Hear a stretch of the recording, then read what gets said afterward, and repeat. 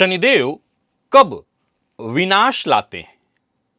नमस्कार प्रिय दर्शकों, हाजिर हूं मैं आज शनिदेव से संबंधित एक ऐसी चर्चा लेकर जो आप दर्शकों के लिए, हम सभी के लिए परम उपयोगी सिद्ध होने वाली है।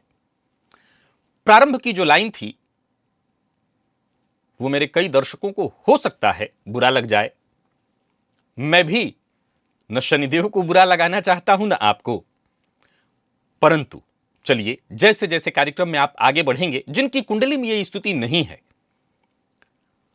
उनके लिए यह लाइन निसंदेह सही नहीं है, परंतु जिनकी जन्म कुंडली में ऐसी स्थिति है वो दर्शक स्वयं ही कमेंट में इस बात की सूचना देंगे और इस बात की पुष्टि करेंगे कि हां, शनिदेव ने ऐसा किया तो अवश्य।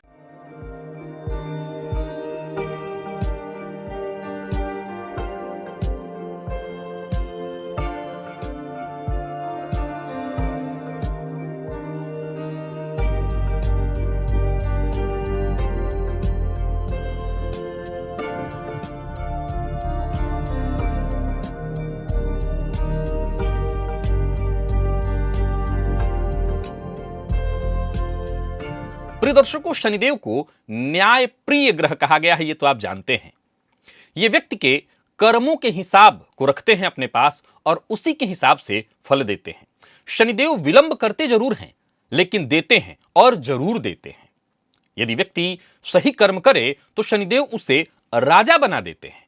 शनिदेव अनुशासन, संघर्ष और मेहनत के ग्रह हैं और ये जीवन में धीरे धीरे ही सही परंतु स्थायी सफलता दिलाते हैं। प्रिय दर्शकों, जन्म कुंडली में शश महापुरुष योग इस बात का एक प्रबल उदाहरण है। जब शनिदेव मकर या कुंभ राशि में कुंडली में केंद्र में 1, 4, 7, 10 भावों में हो तो निसंदेह संघर्ष तो होता है। यह महापुरुष योग है, लेकिन इसके बावजूद संघर्ष होता है। जातक के विकास की जो गति है वो धीमी होती है, परंतु इसके बावजूद जातक अपने जीवन काल में उन ऊंचाइयों को अवश्य ही छू लेता है। ऐसा जातक सरकारी अधिकारी, न्यायाधीश, कोई बड़ा उद्योगपति, नेता बनता है, परंतु उसे इन पदों को प्राप्त करने में, इस सफलता को हासिल करने में जिस संघर्ष का सामना करना पड़ता है, उस संघर्ष के दाता शनिदेव ही होते हैं। प्रिय दर्शकों, जन्म कुंडली में शनि और बुध की युति हो, हालांकि इसे नपुंसक योग कहा गया है, लेकिन इसके अपने फायदे हैं। प्रिय दर्शकों, शनिदेव और देवगुरु बृहस्पति की युति, इसे आध्यात्म योग कहा गया है, लेकिन इसका भी अपना बहुत अद्भुत फायदा है।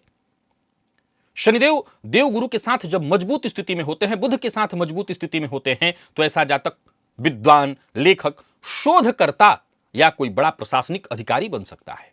ऐसे जातक का निर्णय जो लेने का तरीका है वो बड़ा ही सटीक होता है। प्रिय दर्शकों, जन्म कुंडली में शनिदेव दसम भाव में हो, उच्च के हो तो कहना ही नहीं, यह स्थिति अद्भुत है। दसम के शनि करियर में तो जबरदस्त सफलता दिलाते हैं, मकर, तुला या कुंभ राशि के होकर के। ऐसा जातक शासन में अपनी पहुंच और पकड़ रखता है। ऐसा जातक राजनीति में, व्यापार में बहुत ऊंचा मुकाम हासिल करता है। शनिदेव कुंडली के नवम में मजबूत स्थिति में हो और कहीं गुरु की दृष्टि से दृष्ट हो तो महाभाग्यवान योग है।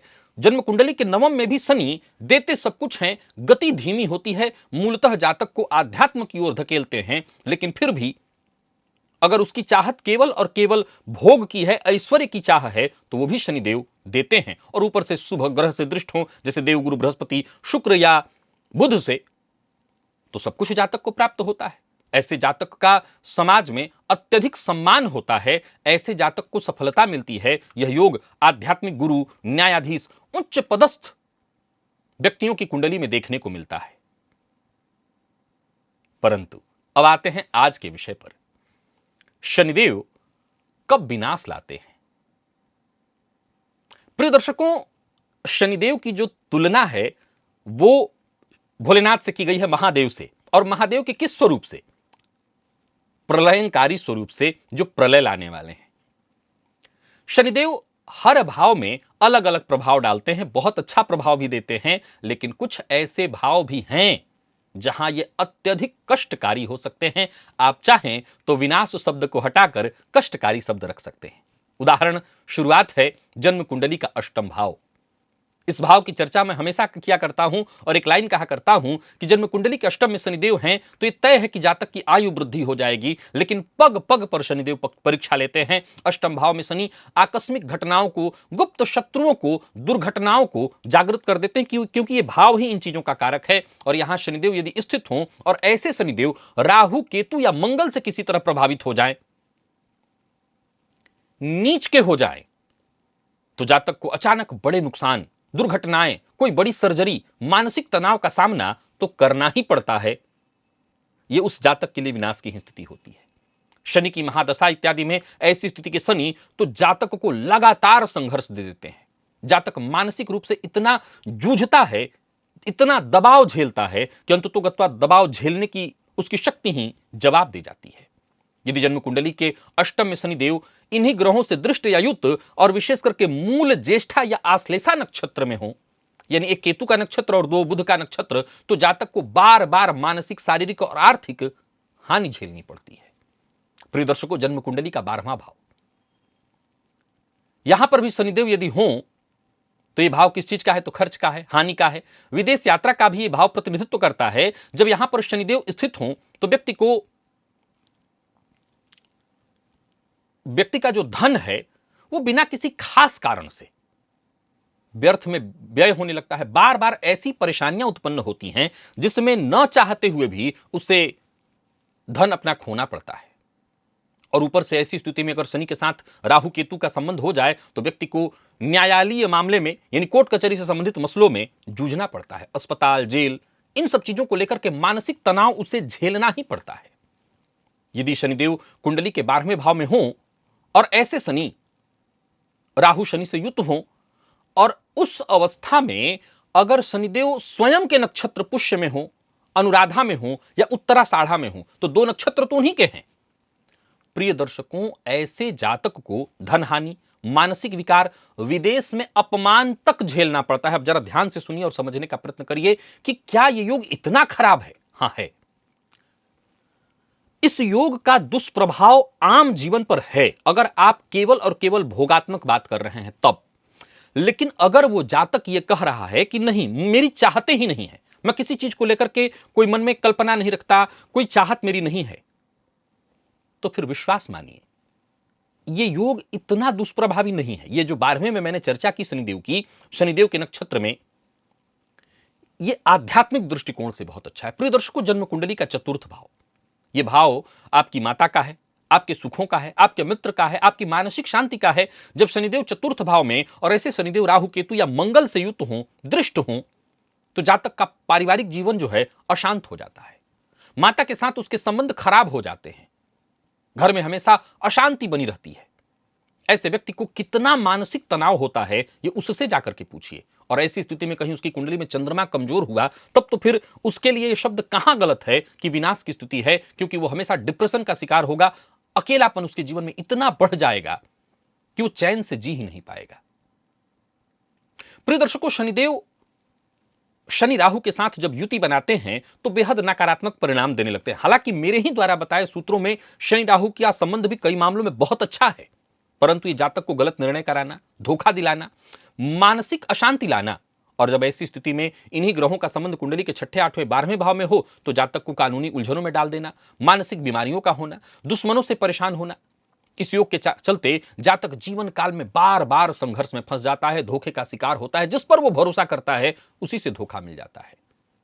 ऐसी स्थिति अगर कुंडली में कहीं भी बनी हो, यानी शनि राहु का संबंध हो 6ठे, 8वें, 12वें में, तो तय ही और भी किसी भाव में आश्लेषा, मघा या स्वाति नक्षत्र में हो, तो फिर व्यक्ति को गलत संगति, नकारात्मक ऊर्जा और धोखा खाने की तो फिर आदत ही पड़ जाती है।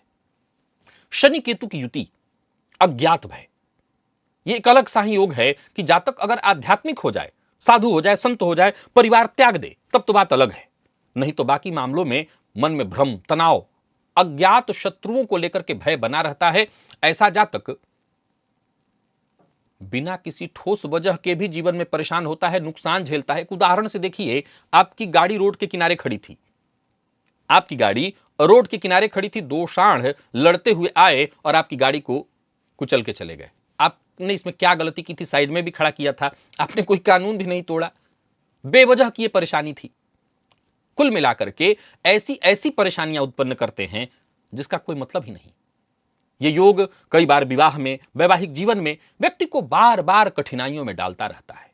शनि राहु का संबंध या शनि केतु का संबंध यदि मूल ज्येष्ठा या सतविखा नक्षत्र में हो, ये शनि राहु राहु और केतु के ही नक्षत्र हैं, बुध के नक्षत्र हैं, तो भी जातक को मानसिक आध्यात्मिक संकट का सामना करना पड़ता है। प्रिय दर्शकों, शनि मंगल का संबंध ज्योतिष शास्त्र में इसको विस्फोटक योग कहा गया है। हालांकि ऐसे योग बड़े ही टैलेंटेड होते हैं, परंतु ये दो क्रूर ग्रहों का टकराव माना गया है। अगर विशेष करके ये दोनों ग्रह एक ही नक्षत्र में हों तो ये आक्रामकता, झगड़ा, कोर्ट केस इत्यादि, और ऐसी स्थिति में ये योग यदि कुंडली के 8वें 12वें भाव में बना हुआ हो तो आकस्मिक मृत्यु तक की संभावनाओं को जन्म दिला देता है। जेल जाने की संभावना, कानूनी उलझनों में उलझाने की संभावना।